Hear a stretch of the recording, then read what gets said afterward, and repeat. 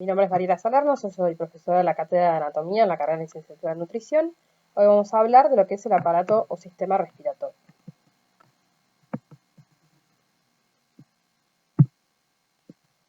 Los temas que vamos a incluir en esta clase van a ser las generalidades del sistema respiratorio, qué estructuras anatómicas lo conforman, vamos a hablar de la segmentación broncopulmonar y después vamos a mencionar lo que son las pleuras y el diafragma junto con los músculos respiratorios. El sistema respiratorio es un conjunto de órganos que lo que realizan es la función de la hematosis. La hematosis es el intercambio de oxígeno y dióxido de carbono que se produce en los pulmones. Va a estar conformado por distintas estructuras anatómicas. Vamos a ordenarlas como en orden. Las primeras que vamos a encontrar por donde ingresa el aire son las fosas nasales. Luego van a atravesar la faringe y la laringe. Estas tres estructuras van a conformar lo que se denomina la vía aérea superior. Luego van a venir lo que son las tráqueas, los bronquios, los bronquiolos y los alveolos. Estos últimos tres es lo que nos van a conformar los pulmones. Y los pulmones junto con la tráquea se van a denominar vía aérea inferior. Acá en la imagen tenemos representado a partir de la faringe, con la laringe, la tráquea, cómo se dividen los bronquios y los bronquiolos y los alveolos que nos van a conformar lo que son los pulmones. Estos pulmones van a estar recubiertos por una membrana serosa que se denomina pleura.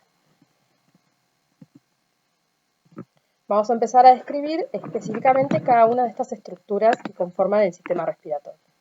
Empezamos entonces con lo que son las fosas nasales. Son unas estructuras que son pares, que se encuentran ubicadas en la parte media de la cara.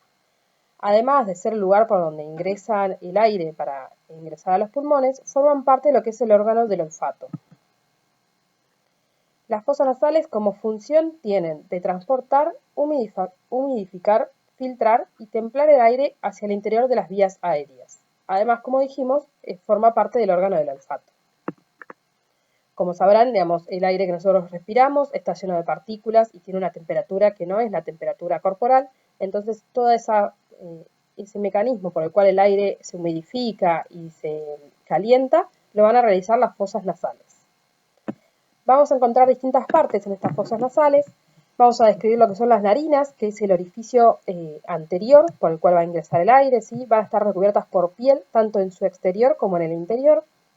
Luego ya la cavidad de las fosas nasales, ¿sí? Vamos a poder describir 4 paredes, siendo un techo, un piso, una pared externa y una pared interna.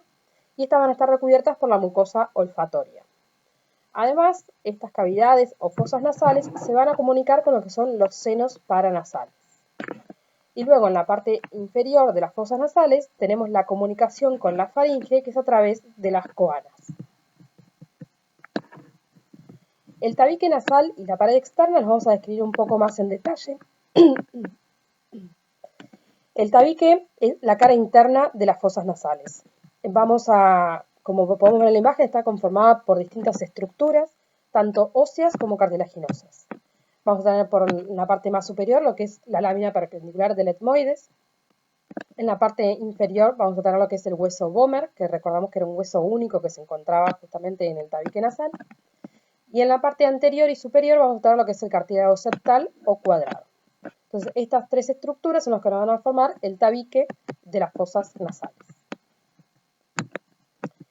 La cara externa o la pared externa de las fosas nasales va a estar conformada, va a estar en principio revestida por la mucosa olfatoria y vamos a encontrar lo que son los cornetes. Los cornetes son unas estructuras óseas que se van a encontrar en la pared externa como si fueran techos, como para que se lo puedan imaginar.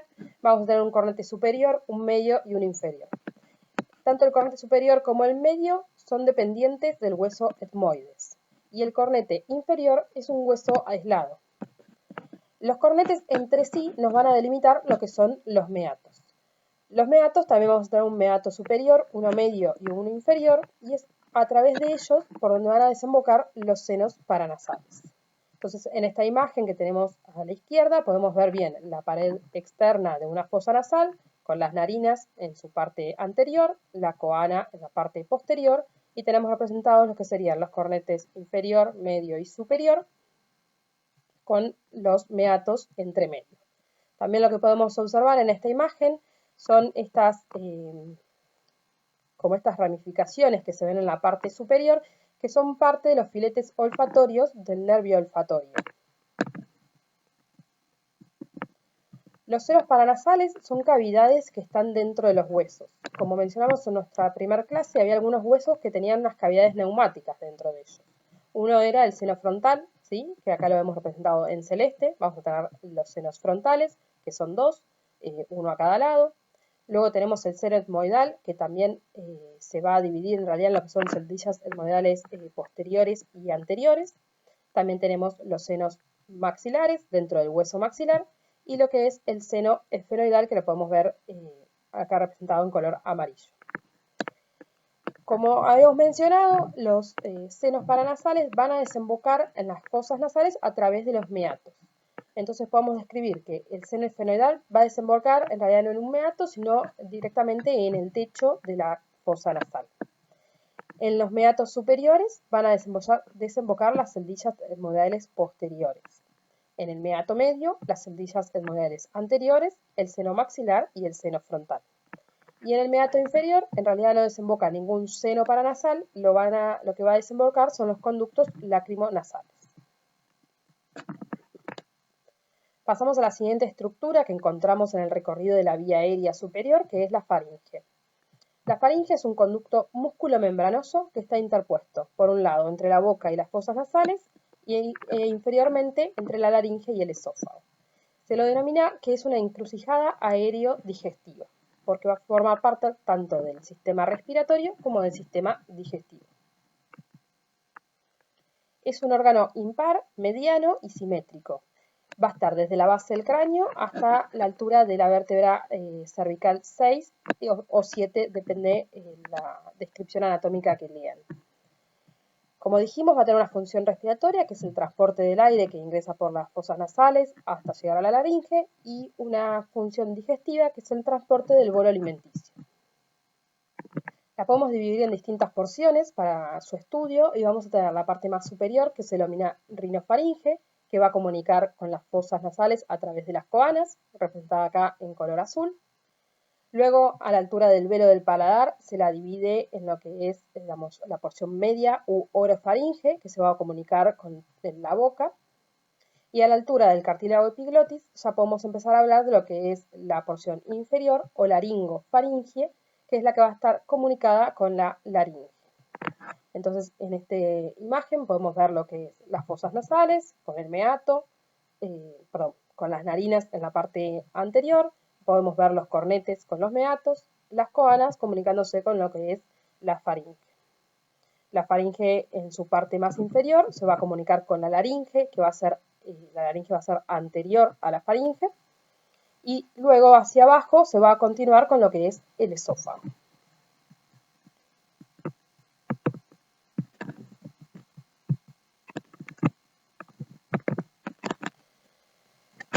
Como habíamos dicho, es un conducto músculo-membranoso. Va a tener su membrana en la parte interna y va a tener músculos que algunos van a ser constrictores de la laringe y otros que van a ser músculos elevadores.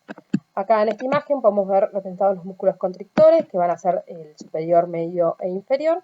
Obviamente son músculos pares, ¿no?, que van a estar a ambos lados de la línea media. Como músculos elevadores tenemos el estilofaringio, el salpingofaringio y el palatofaringio. Lo más importante es que sepan que hay músculos constrictores y músculos elevadores. La mucosa que va a estar en la parte interior de la faringe, que la va a recubrir, va a ser rica en lo que son los aparatos linfoideos, ¿sí?, que son órganos relacionados con la actividad inmunológica. Vamos a tener lo que es el tejido adenoideo, que nos va a formar el anillo de Waldeyer, y la amígdala faríngea, que va a estar ubicada detrás de las coanas. La irrigación de la faringe, va a estar dada por la arteria faríngea ascendente, que es rama de la arteria carótida externa. Si recordamos un poco de la clase del aparato circulatorio, todo lo que era cabeza y cuello lo iban a estar dando las arterias carótidas las arterias carótidas externas. Pasando a lo que es la laringe, esto también es un conducto que es músculo membranoso, pero además está formado por cartílago. Entonces se dice que es músculo cartílago membranoso. Se va a continuar por debajo con lo que es la tráquea. y además de ser una parte del sistema respiratorio, es el órgano de la fonación, es donde se van a encontrar las cuerdas vocales. También es un órgano impar y que está situado en la parte media del cuello. En la parte posterior se va a relacionar con la columna cervical a nivel de C5-C7. Anterior a la laringe vamos a encontrar a la faringe. Superior a esta va a estar la lengua e inferior, como ya habíamos mencionado, se va a continuar con la tráquea. Como dijimos, está formado tanto por cartílagos, que vamos a tener algunos que son pares y otros impares, por algunas membranas que van a unir a estos cartílagos, los músculos, y vamos a describir en realidad lo que es la región de la glotis. Entonces acá tenemos representado en una imagen frontal y una imagen lateral o un corte sagital.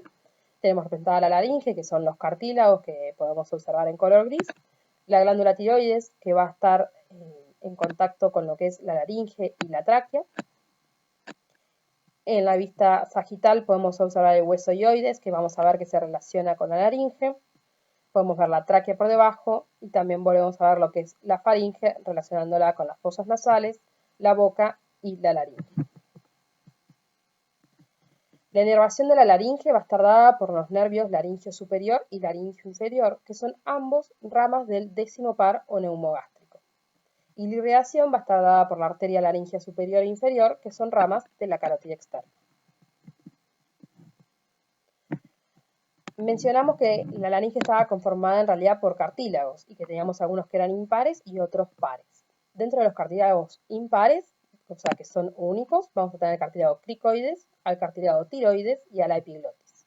Y dentro de los cartílagos pares, es decir que vamos a tener uno a cada lado, tenemos los aritnoides, los corniculados y los de Weisberg. En este cuadro vamos a hablar un poco de las características de cada uno de los cartílagos. Entonces mencionamos que el cartílago inferior, que el cartílago cricoides, que se encuentra inferior, digamos, en la laringe, va a tener una forma de anillo y lateralmente se va a articular con la tiroides.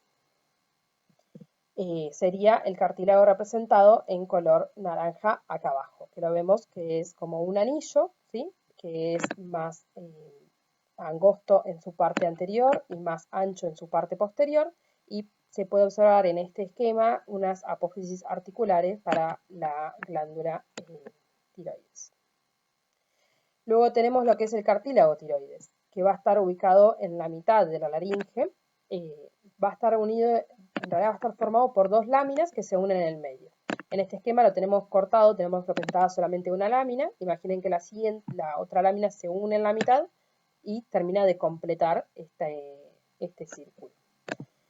Va a estar unido en la base, va a estar unido a la base de la lengua.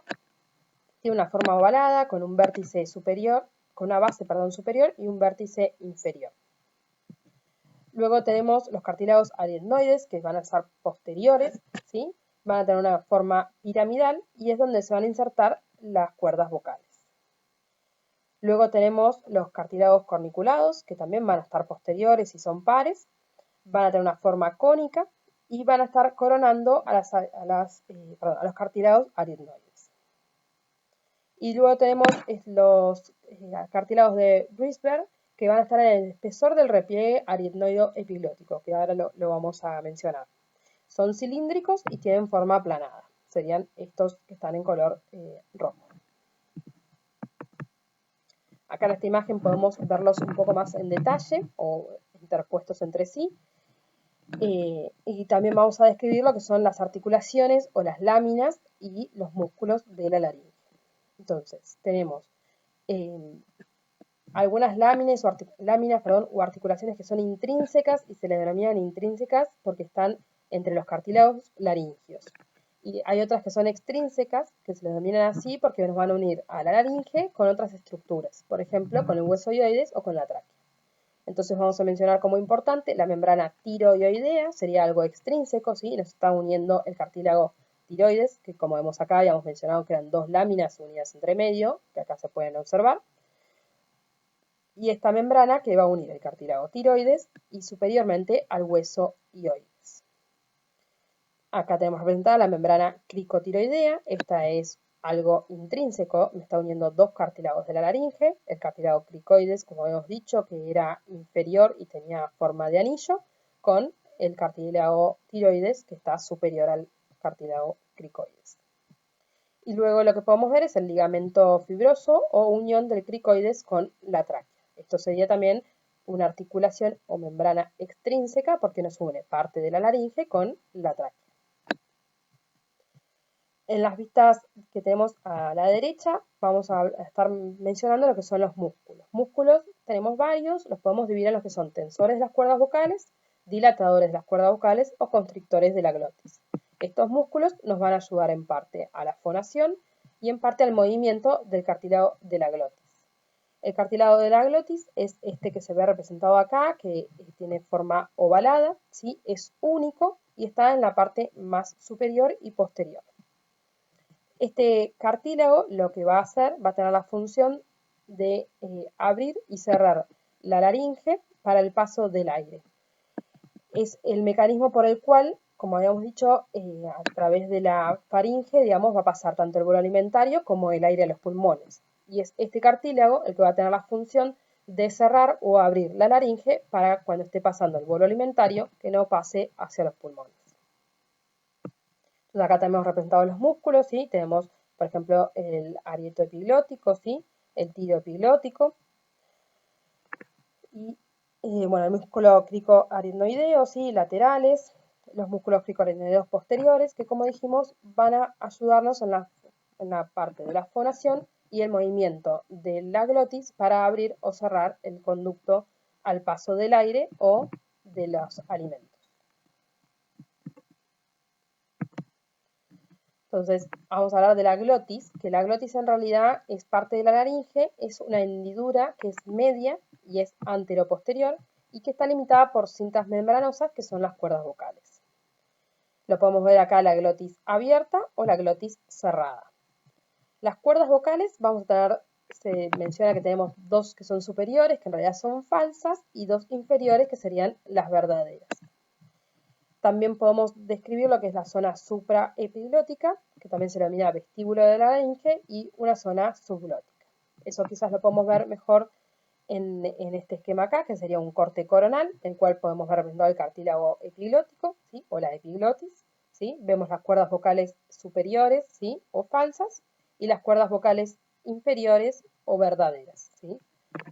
Acá vamos a ver en la que es la zona supraglótica, y por debajo vamos a ver lo que es la zona subglótica.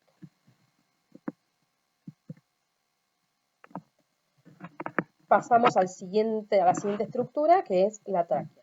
La tráquea es un conducto fibromuscular y cartilaginoso que es resistente, pero a la vez es distensible.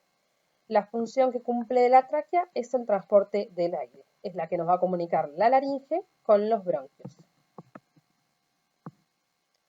Bueno, como dijimos, es la continuación de la laringe, ¿sí? Va desde el borde inferior de C6, ¿sí? De la vértebra sexta cervical, hasta la bifurcación de la tráquea, que se denomina la carina, que se da a la altura de la vértebra torácica 5 a 6. Tiene forma de un tubo cilíndrico aplanado, que está formado por anillos cartilaginosos. Va a descender oblicuamente en sentido infero-posterior, y va a estar desviada ligeramente hacia la derecha. Esto se da por el arco aórtico, por el callado aórtico. Entonces va a ir desde superior a inferior, ¿sí? Y va a ir un poco desde anterior hacia posterior y va a estar desviada ligeramente hacia la derecha. En la cara izquierda podemos ver lo que es la impresión aórtica y la impresión tiroidea. Entonces acá lo vamos a ver en sus relaciones. Entonces dijimos que la tráquea está ubicada en la parte media del cuello y va a relacionarse anteriormente con lo que es la glándula tiroides, ¿sí? El tronco venoso brachiocefálico, ¿sí? El izquierdo más que nada, y el callado aórtico. Como dijimos, el callado aórtico la va a lateralizar un poco hacia la derecha. Posteriormente se va a relacionar con lo que es el esófago. A la izquierda se va a relacionar con los lóbulos tiroideos, con las pleuras mediastínicas, y acá también van a pasar lo que son los nervios recurrentes de ambos lados, ¿no? Bueno, del izquierdo va a estar el nervio recurrente izquierdo y del derecho el nervio recurrente derecho. Y a la izquierda, como dijimos, se relaciona con el callado aórtico. A la derecha, obviamente, con el lóbulo tiroideo derecho, con las pleuras mediastínicas, y acá va a tener relación con lo que es la vena cava superior y con la vena ácido.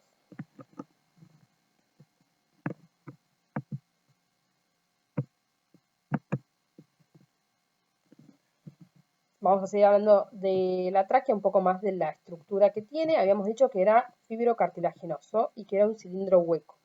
Este cilindro hueco va a estar conformado por lo que era un tejido conjuntivo y unos anillos cartilaginosos que van a ser incompletos por detrás, ¿sí? Van a tener una forma de anillo que por detrás van a estar abiertos, digamos, no van a tener cartílago. Son en número de 15 a 20 y van a tener un músculo traqueal que va a cerrar este conducto en la parte posterior.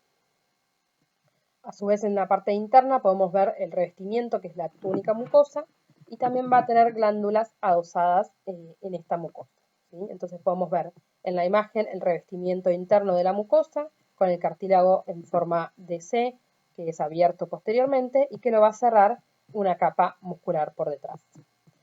Cartílagos, como dijimos, tenemos entre 15 a 20, todo el largo de la tráquea, y la zona en la que la tráquea se va a dividir en los bronquios derechos e izquierdos se denomina carina. Entonces, luego de la tráquea, como dijimos, va a venir la estructura de la carina y nos vamos a dividir en lo que son los bronquios fuentes, tanto derechos como izquierdos. La función de los bronquios, nuevamente, es el transporte del aire. Son cilindros huecos que son algo aplanados. Como mencionamos, la carina es la división de la tráquea en los dos bronquios. Van a ingresar en los pulmones formando un pedículo. Ahora vamos a mencionar específicamente qué es esto del pedículo. Y en los bronquios, luego de tener el bronquio fuente principal derecho y el izquierdo, se van a continuar dividiendo en bronquios cada vez más pequeños. Entonces podemos describir lo que son los bronquios lobares, luego van a ver los bronquios segmentarios, los terminales, los respiratorios y los alveolos. Cada vez son estructuras de menor calibre que se van ramificando, es decir, bifurcando cada vez más. Tenemos que hacer diferencias entre las características del bronquio derecho y el bronquio izquierdo. En cuanto a la dirección, el bronquio derecho es más verticalizado, ¿sí? Va más hacia abajo, y el bronquio izquierdo es más horizontalizado, es decir, va más hacia lateral. El bronquio derecho es un poco más corto y el bronquio izquierdo es un poco más largo.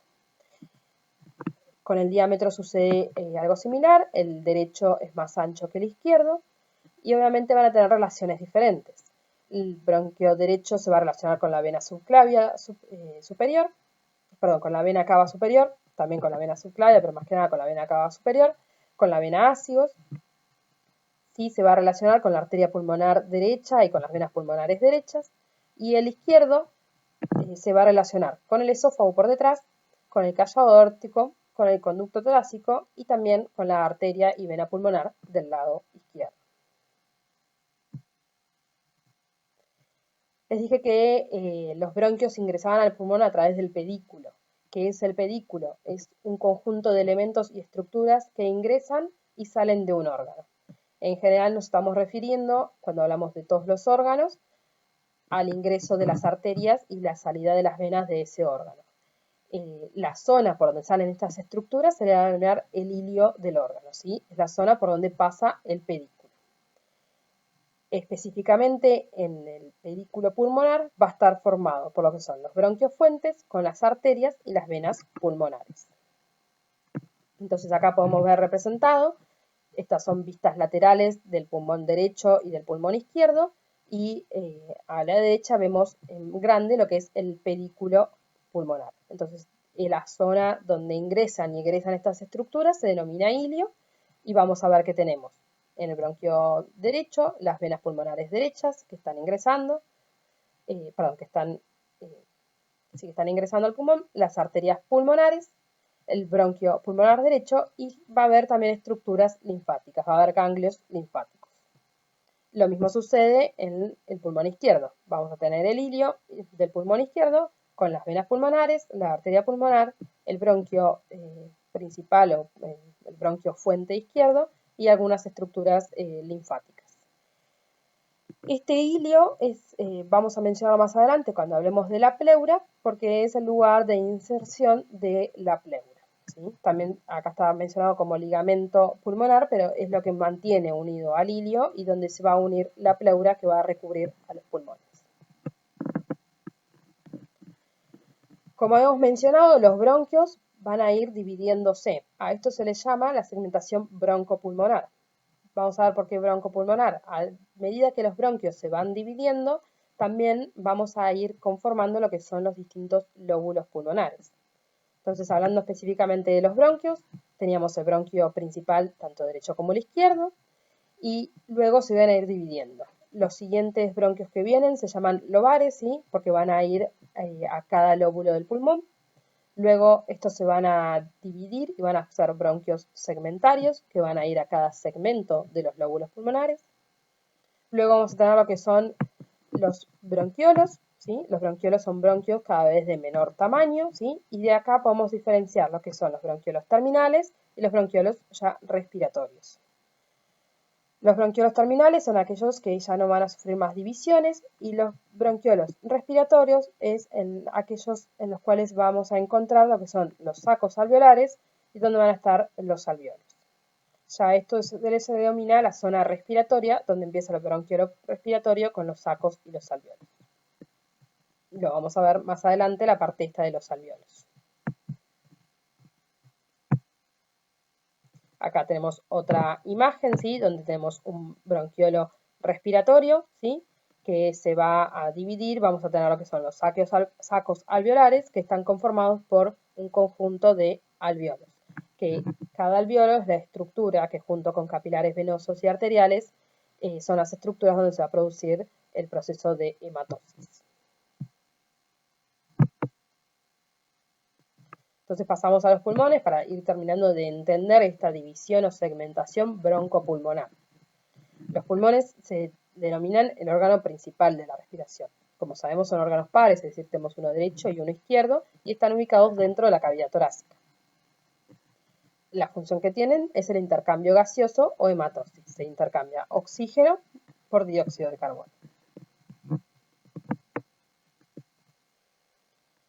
Van a estar separados por el mediastino, es decir, vamos a tener ambos pulmones, uno derecho y uno izquierdo, y entre medio está el mediastino. Tienen una gran variabilidad de volumen, la capacidad en el adulto es de 5 litros aproximadamente. Podemos describir una cara costal que está en relación con las costillas anteriormente y lateralmente, una cara mediastínica que es medial, van a tener un vértice superior y una base inferior. Y como mencionamos anteriormente, están envueltos por una capa serosa que es la pleura. Entonces, los pulmones, que teníamos uno a cada lado, se van a dividir en lo que son los lóbulos pulmonares, junto con la división de los bronquios fuentes, que se dividían en bronquios lobares, vamos a tener la división de los pulmones. También hay que hacer una diferencia entre lo que es el pulmón derecho y el pulmón izquierdo. El pulmón derecho se va a dividir en 3 lóbulos principales. Vamos a tener un lóbulo superior, un lóbulo medio y un lóbulo inferior. Estos lóbulos van a estar separados por cisuras. Vamos a tener una cisura oblicua que va de superior a inferior y de lateral a medial y nos va a dividir el lóbulo inferior. Y luego tenemos la cisura horizontal que nos va a dividir el lóbulo superior del lóbulo medio. En el lado izquierdo tenemos solamente 2 lóbulos, a diferencia del derecho, vamos a tener el lóbulo superior y el lóbulo inferior. La cisura que los va a dividir se va a denominar cisura interlobar.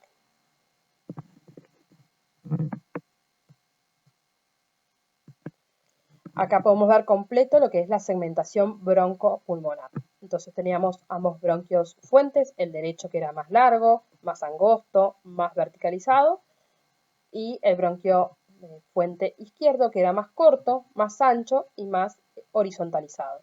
Cada uno se iba a dividir en los bronquios lobares, porque iba a ir a cada lóbulo del pulmón. El pulmón izquierdo tenía 2 lóbulos, el superior y el inferior, y el pulmón derecho iba a tener 3 lóbulos principales, que era el superior, el medio y el inferior. A su vez, los bronquios se continúan dividiendo en estructuras más pequeñas y van a ser los bronquios segmentarios. Entonces acá los podemos ver representados con colores y con números. Cada lóbulo del pulmón se va a ir dividiendo en distintos segmentos. Por ejemplo, el lóbulo superior del pulmón derecho va a tener el segmento 1, el 2 y el 3, que va a ir acompañado cada uno con su propio bronquio. Y así van a continuar la división, los bronquios y los segmentos pulmonares hasta llegar a la unidad funcional del alveolo.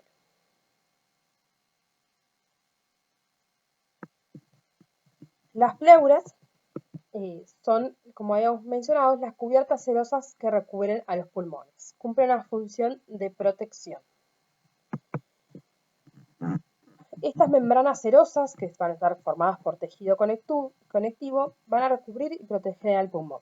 Podemos describir dos capas, una visceral, que está adherida al pulmón, y una parietal, que está adherida a la pared torácica. En este esquema vemos representado cómo la pleura, digamos, los pulmones han sido resecados o no están dibujados, y vemos simplemente lo que es la cavidad pleural, se denomina. Acá adentro estarían los pulmones y podemos observar que la pleura tiene dos capas, una visceral, que estaría adherida al pulmón, y una parietal adherida a las paredes. Lo mismo podemos ver en esta imagen, tenemos lo que sería el pulmón, tenemos una pleura pegada al pulmón, un espacio y la otra capa pleural unida a la pared torácica. Este espacio que queda entre ambas capas pleurales se denomina espacio pleural. En realidad forma lo que es una cavidad virtual. Va a contener escaso líquido seroso, que lo que genera es una superficie de tensión. En realidad una tensión de superficie, perdón, lo dije al revés. Esta tensión de superficie lo que va a permitir es que cuando el pulmón se expanda, la cavidad torácica lo haga junto con ella, y cuando se retrae también, si no simplemente se separarían. Entonces este espacio pleural, este líquido que tiene la cavidad pleural, que es escaso, es como si fuera una gota de agua entre dos vidrios, para que se lo puedan imaginar. Ustedes tienen dos vidrios con una gota de agua entre medio y no van a poder separarlos. Esto es lo que genera la tensión de superficie, es eso, es que no permite que dos paredes se separen. Entonces, de esta forma, la expansión del pulmón y la expansión de la caja torácica van a ir en sintonía. También lo pueden encontrar como que genera una presión negativa. Otra cosa para describir que nos va a generar la pleura son los recesos pleurales, es decir, son zonas de la pleura en las que está la posibilidad de que se acumule más líquido. Como dijimos, esta es una cavidad virtual en la que existe muy escaso líquido, pero hay patologías en las cuales se va a acumular mucho líquido y lo vamos a encontrar en estos recesos pleurales, ¿sí?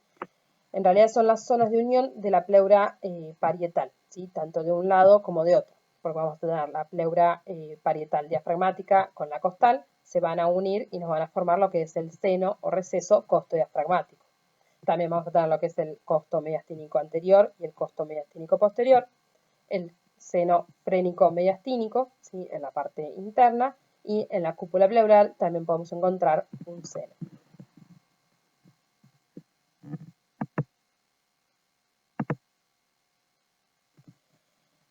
El diafragma era el músculo que teníamos en forma de cúpula que nos iba a separar lo que era el tórax del abdomen, y es el músculo principal de la respiración.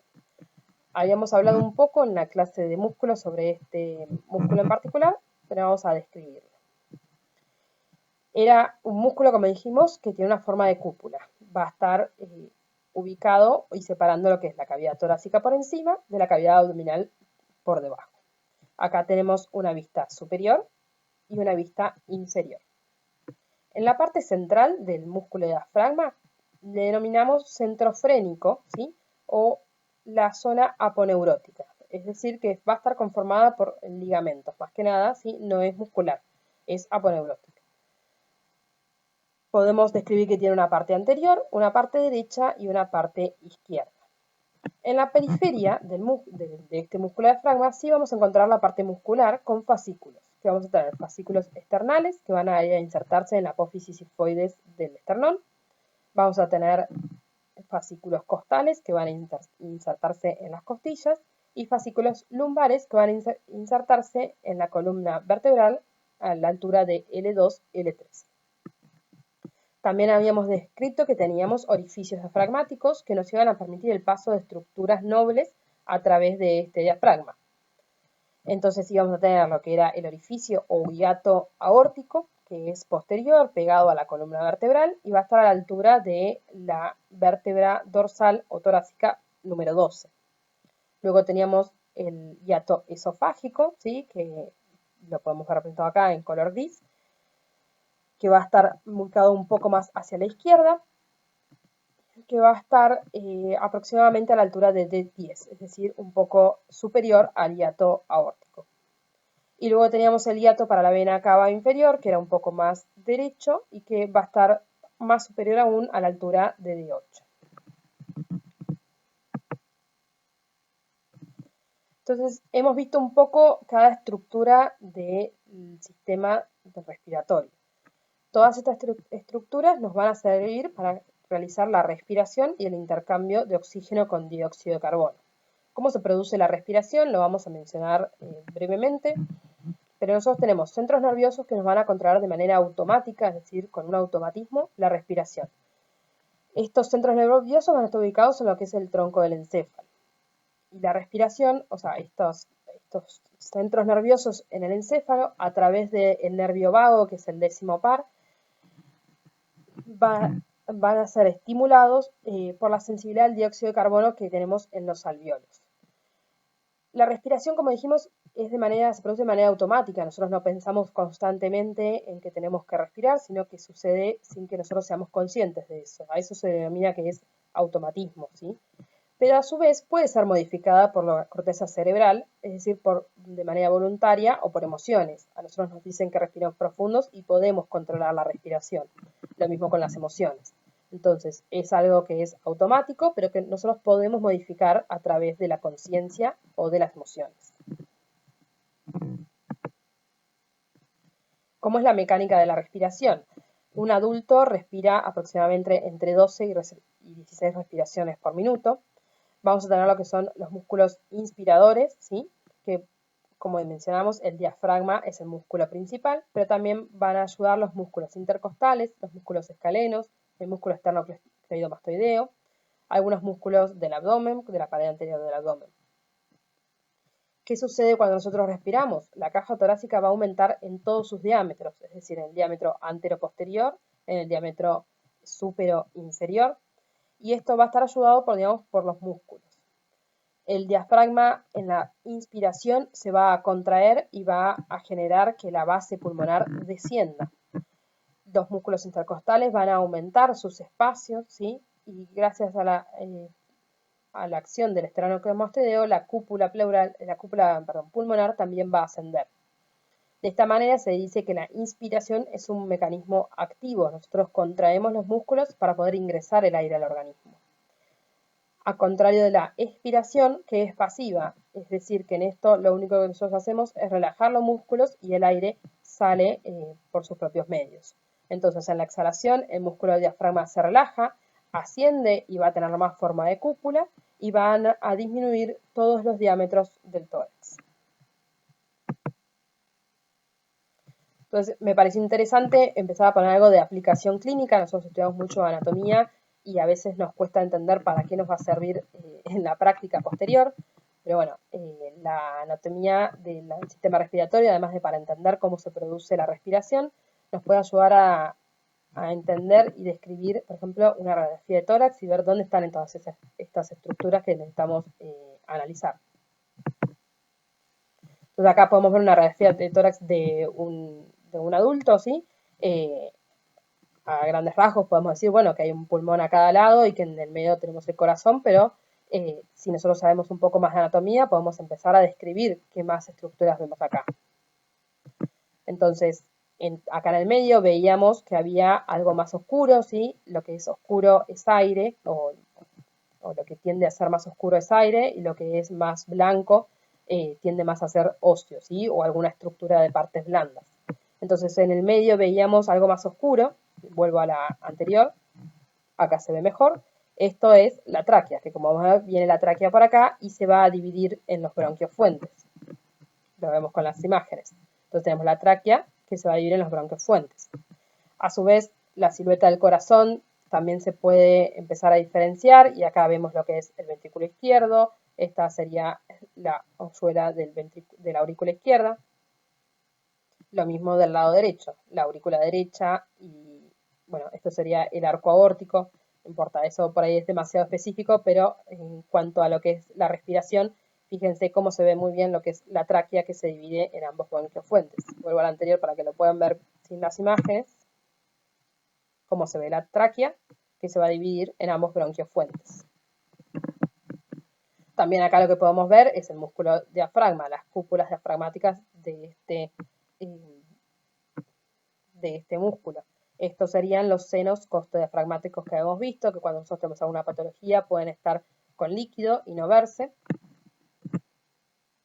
Y acá podemos representar lo que son los lóbulos pulmonares. Habíamos dicho que del lado derecho teníamos 3 lóbulos pulmonares y del lado izquierdo teníamos 2. ¿Por qué en esta imagen vemos solo 2 derechos y 1 izquierdo? Porque el lóbulo pulmonar derecho superior es anterior y el lóbulo medio también es más anterior. Entonces, en la parte anterior del tórax nosotros vamos a poder auscultar o ver estos 2 lóbulos pulmonares. Y en el lado izquierdo, el lóbulo superior es más anterior. En una radiografía de tórax de perfil, simplemente es para demostrar, esto sería, digamos, la parte del pulmón derecho, porque tenemos 3 lóbulos, entonces podemos ver cómo el lóbulo posterior, perdón, el lóbulo inferior es más posterior, entonces lo vamos a poder analizar desde la parte posterior, por la parte, digamos, por la espalda. Cuando nosotros realizamos auscultaciones, cuando auscultamos en la parte de atrás, estamos auscultando el lóbulo superior y el inferior. Y cuando ocultamos por la parte de adelante, vamos a ocultar el lóbulo medio y el lóbulo superior, como para que tengan también una visión un poco más en 3D de lo que son los lóbulos posteriores. Eso fue todo. Ahí abro el chat para poder empezar a responder sus preguntas.